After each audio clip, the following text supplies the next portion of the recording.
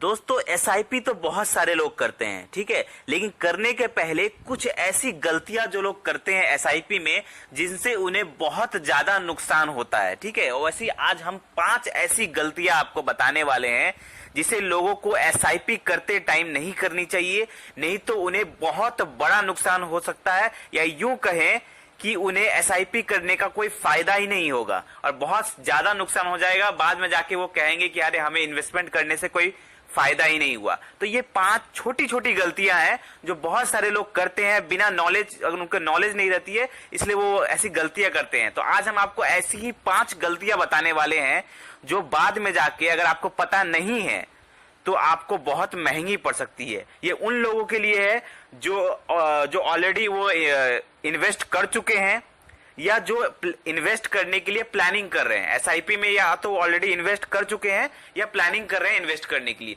तो जो भी कर रहे हैं उनको ये पता होना चाहिए, नहीं तो वो आगे जाके उनको बहुत बड़ा लॉस हो सकता है। तो आज हम वो 5 गलती आपको बताएंगे।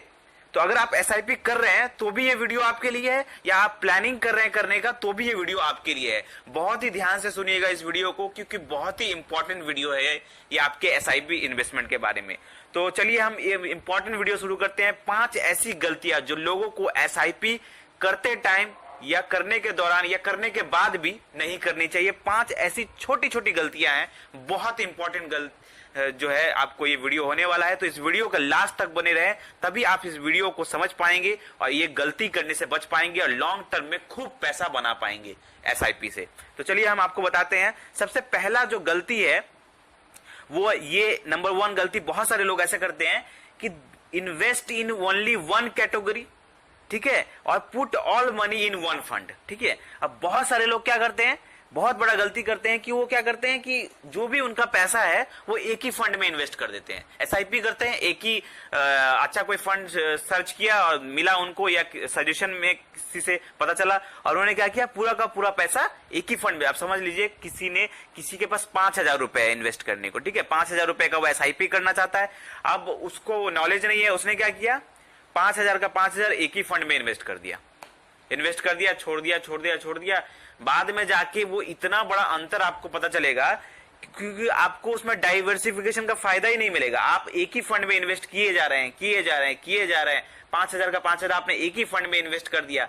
अब क्या होगा कि समझ लीजिए वो फंड अगर अच्छा परफॉर्म किया तो किया, लेकिन अगर वो फंड थोड़ा कम अच्छा परफॉर्म किया तो आपको फायदा नहीं मिलेगा। वहीं पर आपको क्या करना है, आपको अपने पैसे को डिवाइड कर लेना है। कैसे डिवाइड करना है, जैसे 5,000 रुपए आपके पास है तो आपने 1,000 रुपए इक्विटी में इन्वेस्ट कर दिया, 1,500 रुपए आपने मिड कैप में इन्वेस्ट कर दिया, कुछ पैसे आपने स्मॉल कैप में इन्वेस्ट कर दिए, या कुछ पैसा बच गया तो आपने इंडेक्स फंड में इन्वेस्ट कर दिया। मतलब अलग अलग कैटेगरी में आपको अपना पैसा डिवाइड कर लेना है और अलग अलग कैटेगरी के फंड में डाल देना है, ठीक है, ताकि आपका जो पैसा है कोई कैटेगरी अगर कम परफॉर्म करेगा तो कोई कैटेगरी ज्यादा अच्छा परफॉर्म करेगा, ठीक है, कोई बहुत ज्यादा अच्छा परफॉर्म करेगा, तो इससे जो आपका ओवरऑल रिटर्न रहेगा ना वो बहुत अच्छा रिटर्न आपको मिलेगा लॉन्ग टर्म में।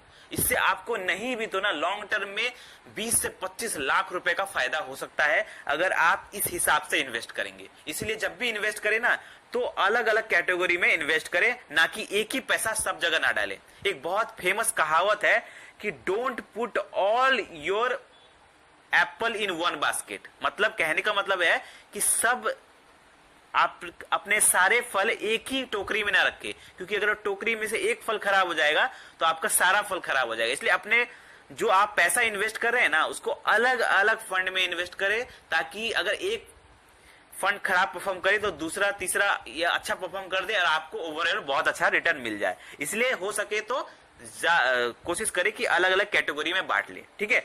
दूसरा जो बहुत सारे लोग गलती करते हैं वो है कि मार्केट लो और दे स्टॉप एसआईपी। जब मार्केट गिर जाता है तो क्या करते हैं, एसआईपी स्टॉप कर देते हैं। वो देखते हैं अरे बाप रे मार्केट तो पूरा गिर गया है, पूरा सेंसेक्स गिरा हुआ है, पूरा पैसा, मतलब हमारा एसआईपी जो दिख रहा है वो नेगेटिव में दिख रहा है, हम तो मार्केट से पैसा निकाल लेना चाहिए। कोरोना के टाइम में बहुत सारे लोगों ने ऐसा किया था। कोरोना में जब मार्केट पूरा गिर गया था तो लोगों ने क्या किया, बीच में ही बहुत सारे लोगों ने एसआईपी बंद कर दिया। डर गए लोग कि अरे भाई मार्केट तो गिर गया है, मेरा पैसा डूब जाएगा एसआईपी में। तो ऐसा गलती आपको नहीं करना है। क्यों नहीं करना है वो मैं आपको बता रहा हूं। क्योंकि जब मार्केट गिरा रहता है ना तब क्या होता है, उसका यूनिट जो हम एसआईपी जब हम हर महीना इन्वेस्ट करते हैं तो हमें यूनिट मिलता है, म्यूचुअल फंड का यूनिट मिलता है। तो जब मार्केट उठा रहता है तो हमें महंगा यूनिट मिलता है, ठीक है, तो उस टाइम हमें कम यूनिट मिलता है, अमाउंट ऑफ यूनिट कम मिलता है। लेकिन जब मार्केट गिरा रहता है उस टाइम हमें कम पैसों में ज्यादा यूनिट मिलता है, ज्यादा यूनिट हम खरीद लेते हैं, ज्यादा सामान हम खरीद लेते हैं।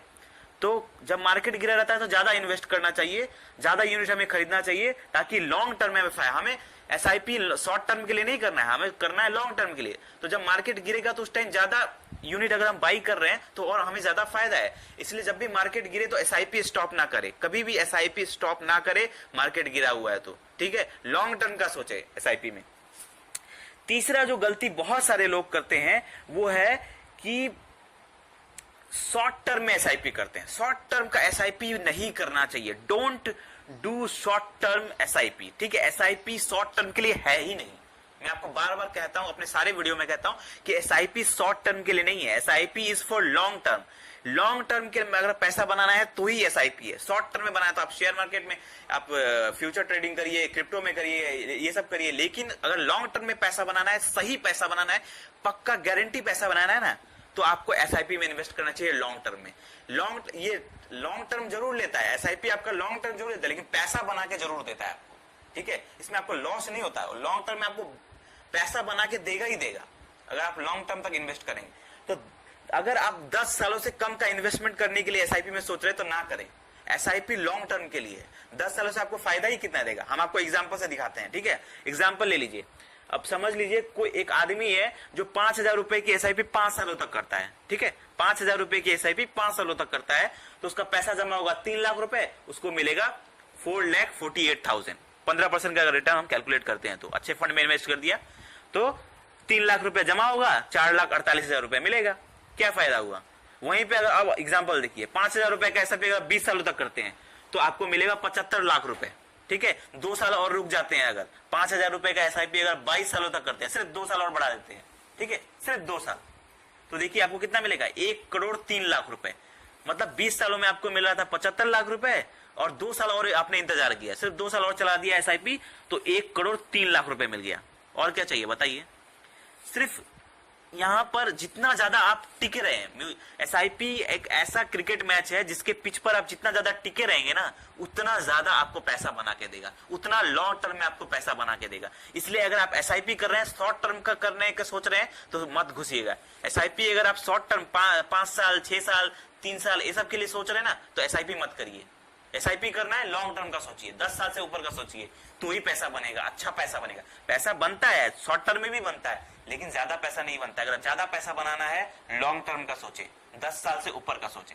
शॉर्ट टर्म का है मत घुसे एसआईपी में, कुछ और करे, ठीक है। क्रिप्टो करेंसी में इन्वेस्ट कर दे या किसी और चीज में इन्वेस्ट कर दे, शेयर मार्केट डायरेक्ट में कर दे। लेकिन अगर लॉन्ग टर्म में पैसा बनाना है तो भैया एसआईपी करना है तो लॉन्ग टर्म का सोचे, शॉर्ट टर्म का सोचे नहीं। चलिए हम चौथा जो गलती बहुत सारे लोग करते हैं वो है वेरी लो एसआईपी अमाउंट, बहुत ही कम एसआईपी अमाउंट डालते हैं। जैसे समझ लीजिए कोई क्या करता है 500 का एसआईपी कर देता है। नहीं, हम समझ रहे हैं कि बहुत सारे लोगों का सैलरी कम होता है, वो हम समझ रहे हैं, लेकिन वो इसका मतलब ये नहीं है कि आप बहुत ही कम एसआईपी करें। जैसे एग्जाम्पल के तौर पे हम आपको सुना रहे हैं, समझ लीजिए एक आदमी इन्वेस्ट कर रहा है 1,000 रुपए, ठीक है, 1,000 रुपए का एसआईपी कर रहा है, वो 20 सालों के लिए करता है तो उसको मिलेगा 15 लाख रुपए। 20 सालों के बाद उसको मिलेगा 15 लाख रुपए, अगर हम 15% का रिटर्न कैलकुलेट करके दिखाते हैं तो, ठीक है। वहीं पे अगर कोई आदमी सिर्फ 500 रुपए और बढ़ा देता है, 1,000 नहीं करके कितना कर देता है, 500 रुपए और बढ़ा देता है, 1,500 का करता है, तो वही टाइम वही रहेगा 20 साल।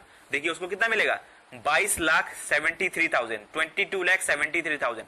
मतलब सिर्फ 500 रुपए और बढ़ा दिया तो 15 लाख से डायरेक्ट 22.5 लाख रुपए से ज्यादा हो गया। तो इसीलिए बहुत ज्यादा कम एसआईपी अमाउंट ना करें, ठीक है। कम से कम 1,500 रुपए का तो एसआईपी करें, ताकि जब आप 20 साल बाद 22 साल बाद पैसा निकाले तो आपको लगे हाँ भाई मेरे पास पैसा आया है, उस पैसा का कोई यूज होगा। अब इतना कम एसआईपी करेंगे, 8 लाख 10 लाख 15 लाख लेके क्या करेंगे।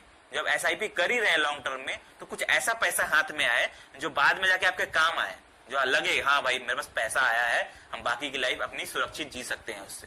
तो लॉन्ग टर्म में एसआईपी कर रहे हैं, पैसा थोड़ा कष्ट करके थोड़ा ज्यादा एसआईपी इन्वेस्ट करे, कम से कम 1,500 से कम ना करे, 1500 से ज्यादा का ही करें ताकि हाथ में कुछ पैसा लगे। चलिए सबसे लास्ट वाला जो हम आपको बता रहे हैं, जो बहुत सारे लोग करते हैं, बहुत बड़ा गलती लोग करते हैं, वो ना करें, वो है don't do SIP from bank. ठीक है, मैं बैंक के खिलाफ नहीं हूं, ठीक है, मैं बैंक के खिलाफ नहीं हूं, बैंक सही है, बैंक सब कुछ है, लेकिन जो बैंक से जो आपको एसआईपी प्रोवाइड किया जाता है ना, जो बैंक के थ्रू प्रोवाइड किया जाता है ना एसआईपी, वो एक ज्यादातर वो रेगुलर होता है, रेगुलर प्लान होता है। उसमें क्या होता है, बैंक अपना कमीशन चार्ज करता है, बैंक अपना कमीशन चार्ज करता है। जब बैंक के थ्रू जब आप बैंक में जाएंगे, हाँ भैया मुझे एसआईपी करना है, आप कुछ फॉर्म दे दीजिए, तो वो अपने हिसाब से पहले तो आपको एसआईपी प्रोवाइड कराएगा, अपने हिसाब से सजेस्ट करेगा आपको फंड, प्लस वो अपने हिसाब से जो उसको सही लगेगा वो करेगा, जिसमें उसका कमीशन ज्यादा है वो वाला करवाएगा आपसे और कमीशन चार्ज करेगा।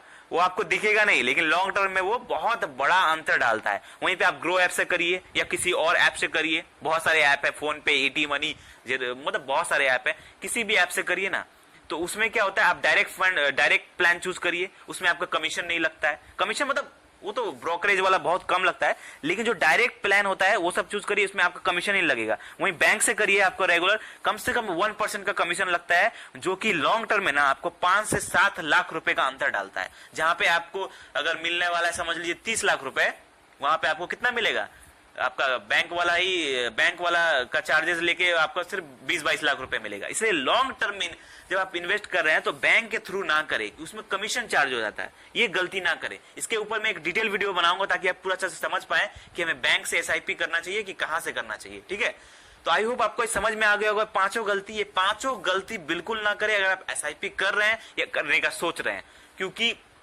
लॉन्ग टर्म में पैसा बनाना है। एसआईपी में पांचों बहुत ही ध्यान दीजिएगा। आई होप आपको ये समझ में आ गया होगा। कोई भी डाउट है, कोई भी क्वेश्चन है, आप हमें कमेंट पे पूछिए। वीडियो अच्छा लगा तो लाइक करें और ऐसे ही जबरदस्त फाइनेंशियल वीडियो पाने के लिए हमारे चैनल को अभी सब्सक्राइब करें। धन्यवाद, जय हिंद।